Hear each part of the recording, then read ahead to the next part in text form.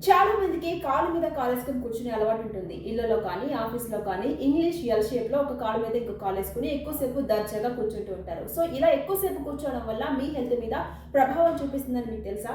Yes. అనేక రకాల problems రావచ్చని చెప్పి ఒక రిపోర్ట్ చెప్తోంది.